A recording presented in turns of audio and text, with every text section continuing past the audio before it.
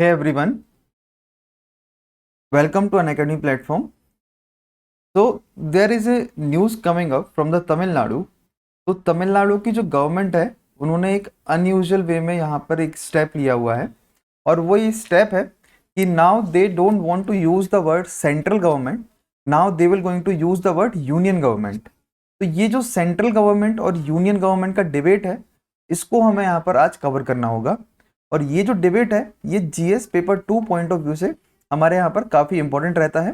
ये डिबेट आप ऐसे पेपर में भी आप इसको यूज़ कर सकते हैं और ये जो है PSIR ऑप्शनल जिसका होगा या फिर पब्लिक एडमिनिस्ट्रेशन ऑप्शन होगा वो भी इस डिबेट को जो है काफ़ी जगह पे कोट कर सकता है, क्योंकि यहाँ पर जो है मैंने कोट रखा हुआ है सुभाष कश्यप का। सुभाष कश्यप एक किताब होती है जिसको काफ़ी लोग रेफर करते हैं हमारे यूपीएससी के प्रिपरेशन में, और यही जो आर्टिकल है ये एक हिंदू में आर्टिकल आया हुआ है।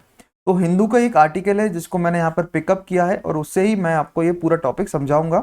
और ये जो टॉपिक है इस टॉपिक में मेंस पर्सपेक्टिव से आपको क्या है काफ़ी अच्छे से समझना होगा और प्रीलिम्स पर्सपेक्टिव से इतना जानना है कि word centre has nowhere mention in the constitution, word union is mention in our constitution. Okay, तो ये अपन को यहाँ पे पता करना है। तो ये टॉपिक को आज हम यहाँ पर क्या है कवर करते हैं। So let's start this. We'll begin this. Before this, I would like to introduce Unacademy platform. Unacademy जो है वो इंडिया का लार्जेस्ट एजुकेशन प्लेटफॉर्म है जहां पर आपके लिए 100+ टॉप एजुकेटर्स देखने के लिए मिलते हैं। My name is Tarkeshwar Jain. I am teaching you PSIR current affair. हमारी एथिक्स की क्लासेस भी चल रही हैं, फ्री लाइव क्लासेस। जो भी बच्चे एथिक्स में वीक हैं, जिनको लगता है कि एथिक्स का टॉपिक उनका तैयार नहीं है, तो अभी मेरी आपके लिए लगभग 10 क्लासेस ही कवर हुई हैं जिसमें मैंने आपके 12 टॉपिक कवर किए हुए हैं फ्री लाइव क्लासेस में। तो वहां पर आप इन 12 टॉपिक को कवर कर सकते हैं और 1 जुलाई से आपके लिए नई क्लासेस वहां पर देखने के लिए मिलेगी। This is my achievement, this is my qualifications. और ये टेलीग्राम चैनल है जहां से आपके लिए जो भी मैं आपको पढ़ाता हूं उन सबका PDF यहाँ पर मिल जाता है। अनअकैडमी इनअप्रोप्रिएट कंटेंट को लेकर काफ़ी सक्रिय है। जो भी बच्चे जिनको इनअप्रोप्रिएट कंटेंट मिलता है तो वो इनअप्रोप्रिएट कंटेंट को डायरेक्टली रिपोर्ट कर सकते हैं अनअकैडमी मैनेजमेंट टीम को and they can win the prize as well. Unacademy में 80 टेस्ट जो है 80 टेस्ट से ज़्यादा यहाँ पर अनअकैडमी प्रोवाइड करता है जिनका कॉस्ट 30,000 रुपये के करीब है। जो भी बच्चा 1 साल के ऊपर का सब्सक्रिप्शन प्लान खरीदेगा तो वो इसको अवेल कर पाएगा, जिसमें 50 टेस्ट होते हैं प्रीलिम्स के और 30 टेस्ट होते हैं मेंस के। और ये जो है ये आपके लिए 30 जून तक ही वैलिड है ऑफर और 4 जुलाई से आपके लिए टेस्ट अपलोड होना शुरू हो जाएंगे। 1-on-1 मेंटरिंग सेशन भी अनअकैडमी प्रोवाइड करता है। इसकी लास्ट डेट भी 30 जून है, जिसमें आपके लिए जो भी सिलेक्टेड IAS IPS और जो भी हमारे UPSC में रैंकिंग आती है उनके गाइडेंस में आप लोगों को ये प्रोग्राम मिलता है। इसमें केवल 100 सीट्स हैं और ये जो प्रोग्राम है वो वैलिड रहेगा अगर आप 2 साल से ऊपर का आइकॉनिक सब्सक्रिप्शन प्लान खरीदते हैं। महा सब्सक्रिप्शन प्लान भी अनअकैडमी के द्वारा चलाया जा रहा है, जिसमें आप अगर अभी एक प्लान खरीदेंगे 1 ईयर से ऊपर का तो आपको नेक्स्ट ईयर मेंस एग्जामिनेशन तक का जो प्लान है वो वैलिड रहेगा। 25% ऑप्शनल की फीस आपके लिए माफ की जाती है अभी, और आप रेफरल कोड यूज करेंगे तो रेफरल कोड रहेगा TJLIV, तो आप इसको भी अवेल कर पाएंगे। मतलब 2022 मेंस के एग्जाम तक आपको ये मिलता ही मिलता है सब्सक्रिप्शन प्लान, और अभी आपके लिए लगभग 35% का ऑफ मिलता है। तो आपको 35% का जो ऑफ है तो आपका प्लान अभी लगभग 68,000 रुपीज का है GS प्लस ऑप्शनल, वही आपको 51,000 रुपीज में अनअकैडमी प्रोवाइड कर रहा है। ये बहुत ही अच्छा ऑफर है। लोन की फैसिलिटी अनअकैडमी प्रोवाइड करता है। लोन में आपको कोई भी ब्याज देने की जरूरत नहीं है। 20+ बुक्स अनअकैडमी आपके लिए प्रोवाइड करता है जिनका कॉस्ट है 10,000 रुपए। आपको ये जो बुक्स है वो 3rd वीक ऑफ जुलाई से डिस्पैच होना शुरू हो जाएंगे। जैसे ही आप कोर्स परचेज करेंगे विद इन ए वीक आपसे एड्रेस पूछा जाएगा और आपके घर में ये बुक्स आपके लिए अवेलेबल रहेंगी। प्लस एंड आइकॉनिक 2 प्लान है।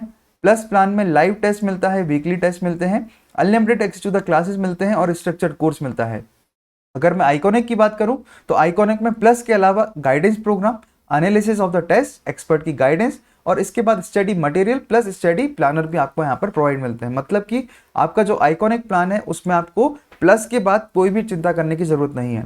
जो भी बच्चा अगर 1 साल का प्लान खरीदता है अकेले GS का तो वो मिलता है उसको 44,550 रुपए का, जिसमें आप TJLIV कोड अप्लाई कर सकते हैं। आइकॉनिक में 67,000 रुपीज का है तो same code you can apply there as well.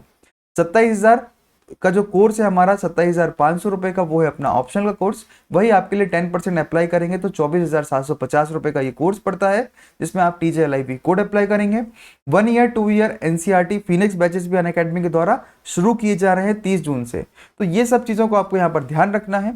और ये जो आपके फ्री टेस्ट हैं वो 1 जून से शुरू हो गए हैं। ये है आपके फ्री टेस्ट जिसमें आपको TJLIB कोड अप्लाई करना है और आपको Unacademy combat is going on जिसमें स्कॉलरशिप है, मतलब कि आपको हर सुबह 11 बजे हर संडे का, तो आज जैसे कि 11 बजे, तो आपके लिए क्या है यहाँ पर आप इसको एक्सेस कर पाएंगे।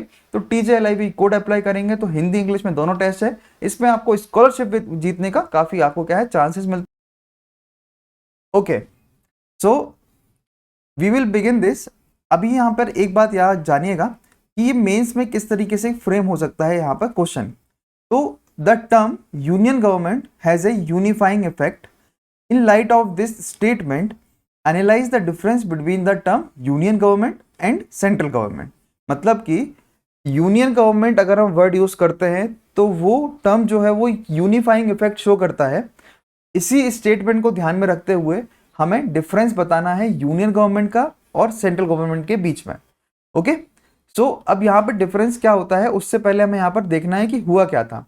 तो तमिलनाडु गवर्नमेंट का ये कहना है कि भाई हम जो है वो सेंट्रल गवर्नमेंट वर्ड यूज नहीं करेंगे अपने ऑफिशियल स्टेटमेंट में, अब हम यूनियन गवर्नमेंट वर्ड शो करेंगे। ऐसा उन्होंने क्यों कहा? क्योंकि अकॉर्डिंग टू देम और obviously according to the constitution of India, हमारे यहाँ पर जितने भी कॉन्स्टिट्यूशन के पार्ट्स हैं, 12 कॉन्स्टिट्यूशन के पार्ट्स हैं और लगभग अपने यहाँ पे 400 आर्टिकल्स हैं, वहां पर कहीं पर भी जो है सेंट्रल गवर्नमेंट वर्ड यूज नहीं है। जहां पर भी वर्ड यूज है वो है हमारे यहाँ पर यूनियन गवर्नमेंट। ठीक है, तो ये क्या निकल कर आती है एक बात कि भाई हमारे यहाँ सेंट्रल गवर्नमेंट वर्ड यूज नहीं करना है, हमें यूनियन गवर्नमेंट वर्ड यूज करना है, क्योंकि संविधान में कभी या फिर सेंट्रल कॉन्स्टिट्यूएंट असेंबली जो थी हमारी उसने कभी भी वर्ड सेंट्रल यूज नहीं किया। एंड ये जो वर्ड है वो सेंट्रल गवर्नमेंट वर्ड ओरिजिनल संविधान में भी नहीं था। और ये वर्ड कहाँ पर रखा गया है सेंट्रल गवर्नमेंट? तो यह है सेंट्रल क्लॉज एक्ट 1897 में इस वर्ड को यूज किया गया। मतलब जब हमारी कॉन्स्टिट्यूएंट असेंबली 1946 में बनी थी तो उस कॉन्स्टिट्यूएंट असेंबली ने इन वर्ड्स को यूज नहीं किया। इस वर्ड को 1897 मतलब कॉलोनियल एरा का जो हमारा संविधान बना हुआ था उसमें ये वर्ड यूज होते थे। एंड रियल डेफिनेशन क्या है इसकी कि such definition for central government is constitutional as the constitutional itself does not approve of centralizing power. मतलब कि यहां से एक बात निकल कर क्या आती है कि हमारे देश में हमने सेंट्रल गवर्नमेंट वर्ड क्यों यूज नहीं किया? क्योंकि हम लोग सेंट्रलाइजिंग पावर को नहीं चाहते थे, हम लोग चाहते थे कि हमारा फेडरल स्ट्रक्चर स्ट्रांग रहे। तो ये है 1946 का तर्क। मतलब according to the constituent assembly of India the conclusion can be कि जो हमारे यहाँ पर why we don't want to use the word central government because we don't want to centralize the power, we have to establish a relation that should be healthy in nature and that's why we are using the word union। ये बात clear हो गया। Now अगर हम origin की बात करेंगे कि यूनियन गवर्नमेंट और सेंट्रल गवर्नमेंट जो वर्ड थे वो ओरिजिन में कहाँ यूज होते थे, तो देखो ब्रिटिश रूल के हिसाब से जो एडमिनिस्ट्रेशन था ब्रिटिश गवर्नमेंट का उसमें जहां पर भी गवर्नर जनरल की सरकार होती थी, आप सभी को पता होगा कि हमारे देश में एक गवर्नर जनरल की सरकार चलती थी और फिर वहां पर वाइस रॉय की सरकार चलती थी, है ना। तो ये क्या है, वाइस रॉय एग्जीक्यूटिव काउंसिल था, गवर्नर जनरल एग्जीक्यूटिव काउंसिल था। तो सरकार जो है वहां पर डिवाइडेड थी ब्रिटिश रूल के टाइम। 1919 में हमारे यहाँ पे डायरकी आया, डायरकी एट द प्रोविंसेस आया और क्या आया था, बाइकैमरलिज्म आया था, है ना। तो फॉर एग्जाम्पल 1919 के मॉन्टेस्क्यू चेल्फोर्ड रिफॉर्म में जब नई गवर्नमेंट ऑफ इंडिया एक्ट बना था उस टाइम पे जो ब्रिटिश पार्लियामेंट इंट्रोड्यूस किया गया था, तो ब्रिटिश पार्लियामेंट ने इंट्रोड्यूस किया था सेल्फ गवर्नमेंट को और फेडरलिज्म इन इंडिया, मतलब बाइकैमरल लेजिस्लेचर और फेडरल स्ट्रक्चर को उन्होंने शो किया था और पावर को दो पार्ट में डिवाइड कर दिया था। दो पार्ट कौन कौन से थे, तो दो पार्ट थे हमारे central government and provincial subjected, है ना। तो सेंट्रल गवर्नमेंट हो गया हमारा जो आज के टाइम की सरकार है, वो उस टाइम पे कहा जाता था उसको सेंट्रल गवर्नमेंट, और प्रोविंशियल सब्जेक्ट्स मतलब हो गया स्टेट गवर्नमेंट। तो ये मॉन्टेस्क्यू चेल्फोर्ड रिफॉर्म का हाल था। अब मॉडर्न टाइम में जब 1946 में कॉन्स्टिट्यूएंट असेंबली बनी थी तो उस टाइम पे जो वर्ड था यूनियन यूज किया गया था। तो मतलब उन्होंने सेंट्रल गवर्नमेंट, मतलब 1946 जब कैबिनेट मिशन प्लान आया था, तो देखो एज वी ऑल नो कि अगस्त प्लान आया, अगस्त प्लान के बाद वेवल प्लान आया, वेवल प्लान के बाद कैबिनेट मिशन प्लान आया, है ना। तो कैबिनेट मिशन प्लान में उस टाइम पे यूनियन वर्ड जो है पहली बार सरकार की तरफ से यूज किया गया। And British scheme to keep India united after this transfer of power, मतलब कैबिनेट मिशन प्लान में हमने क्या उम्मीद किया था कि now we will going to transfer the power into the Indian hands, ये भी बात हुई थी। अब जितने भी कॉन्स्टिट्यूएंट असेंबली के मेंबर्स थे उन सभी का ओपिनियन क्या था, तो they have the opinion that the principle है ब्रिटिश कैबिनेट मिशन प्लान, वो हम उसको अडॉप्ट करेंगे। और इनका प्रिंसिपल क्या था ब्रिटिश कैबिनेट मिशन प्लान का, कि हम यहाँ पर ऑटोनॉमी जो है वो ज्यादा से ज्यादा प्रोविंसेस को देना चाहते थे और सेंट्रल गवर्नमेंट का लिमिटेड रोल करना चाहते थे। ऐसा क्यों था? क्योंकि ब्रिटिश कैबिनेट मिशन प्लान में ये पाया गया था कि भाई हमारे देश में प्रोविंसेस को ज्यादा पावर मिलेगा तो ऑटोनॉमी उनकी ज्यादा रहेगी, तो तरक्की ज्यादा होगी, infrastructure development, social development, political development ज्यादा होंगे और सेंट्रल गवर्नमेंट कम से कम रहे इंटरफेरेंस प्रोविंसेस में।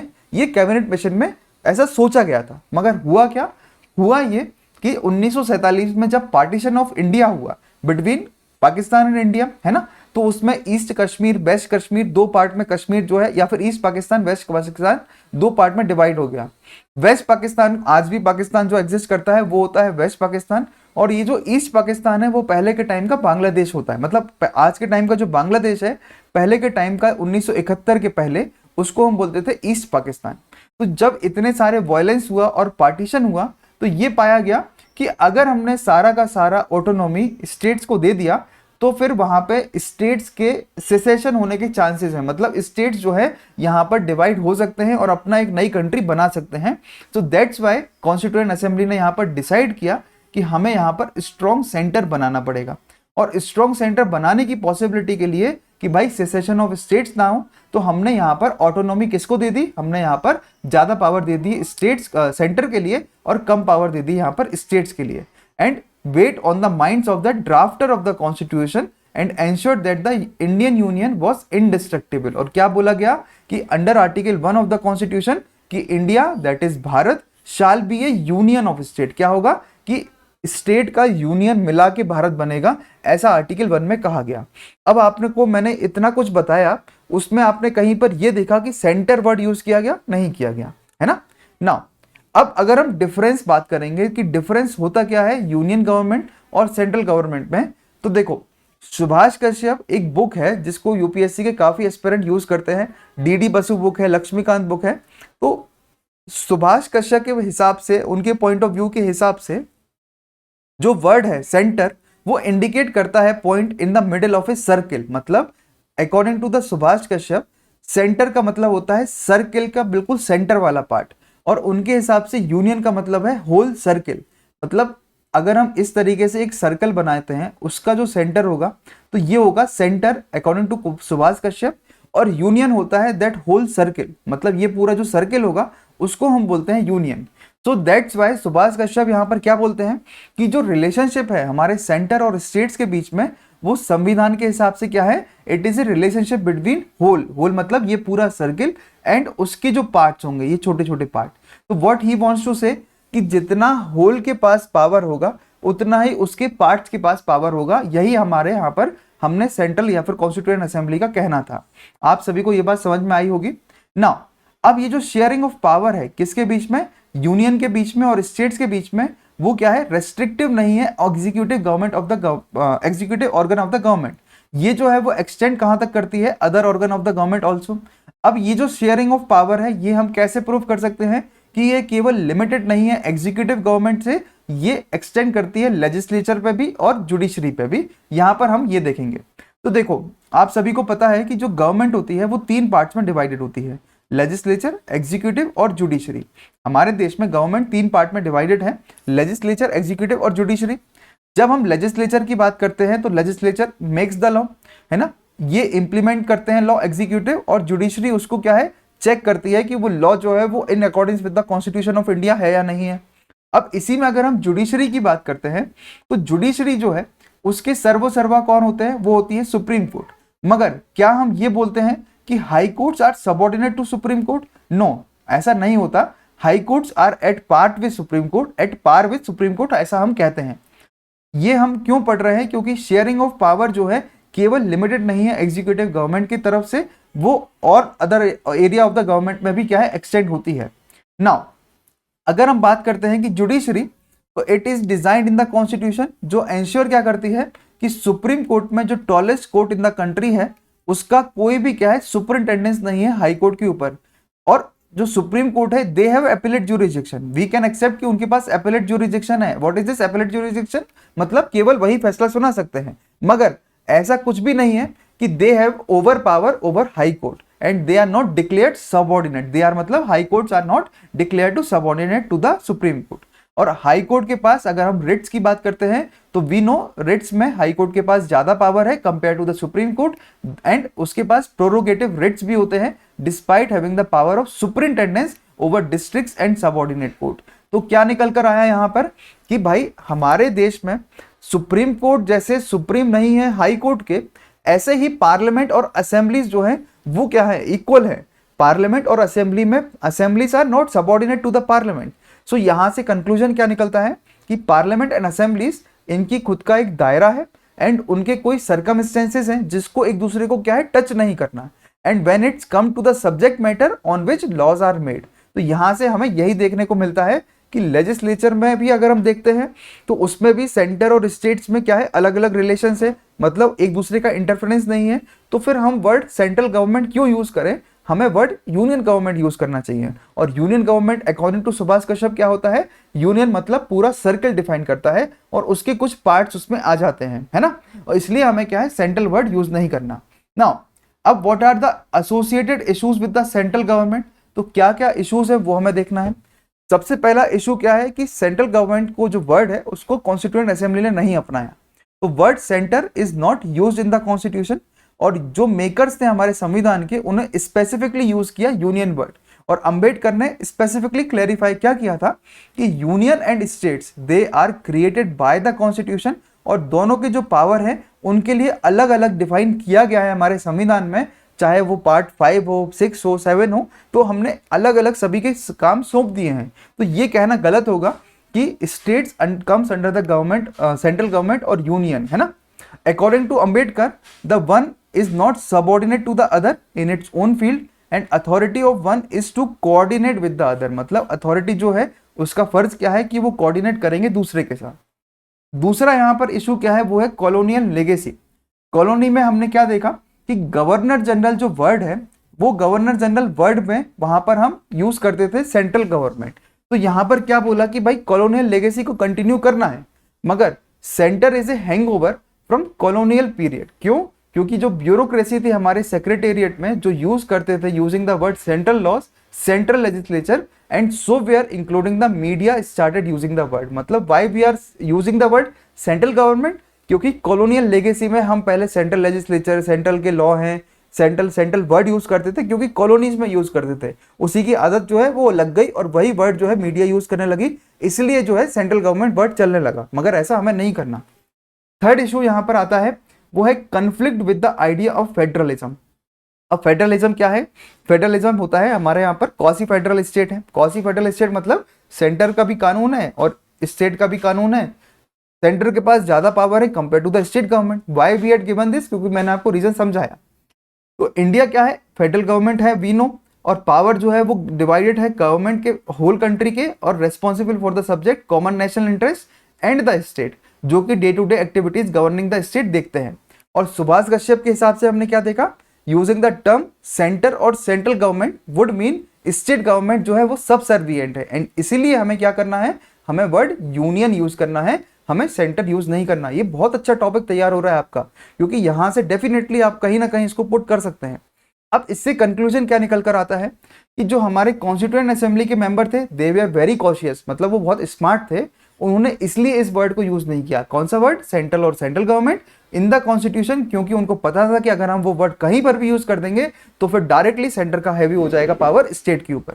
एंड यूनियन गवर्नमेंट वर्ड और गवर्नमेंट ऑफ इंडिया, उसके वर्ड को यूज करने से एक यूनिफिकेशन दिखता है, मतलब एक हमारे यहाँ पर इंटीग्रिटी शो होती है और वो एक मैसेज पहुंचाती है पूरे दुनिया के लिए कि जो गवर्नमेंट है हमारे यहाँ पर वो गवर्नमेंट ऑफ ऑल है और उसमें सेपरेशन ऑफ पावर कहीं ना कहीं हमारे देश में रहता है।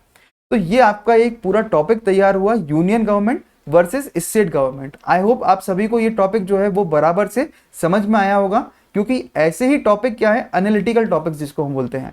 अब एनालिटिकल टॉपिक में अगर आपको एक पॉइंट भी कहीं मेंशन करना हुआ तो आप इस पॉइंट को मेंशन कर सकते हो और you can fetch easily a good marks. जैसे मैं आपको हमेशा बोलता हूं कि जब हम बॉडी पार्ट लिखते हैं, इंट्रोडक्शन लिखते हैं और कंक्लूजन लिखते हैं तो बेसिक आंसर्स होते हैं, तो बेसिक आंसर्स में ऐसे आंसर के अगर आप पॉइंट डालोगे ना तो उसमें आपको एक्स्ट्रा मार्क्स आप फेच कर सकते हो बॉडी पार्ट में। तो यहां से आपका एक पूरा टॉपिक तैयार होता है। तो TJLIV इज माई कोड। जहाँ पे आप 10% डिस्काउंट भी ले सकते हैं। लाइक शेयर एंड सब्सक्राइब जरूर करिएगा। एंड तारकेश्वर जैन PSIR ये टेलीग्राम चैनल है, इसको ज्वाइन कर लो तो आपको ये सारी PDF मिल जाएंगी। लाइक शेयर एंड सब्सक्राइब के लिए हम लोग हमेशा बोलते हैं, क्योंकि आपको यही जो है आपके अच्छे से अच्छे कंटेंट का एक क्या है कंटेंट तैयार होता है आपका, है ना। So thank you so much.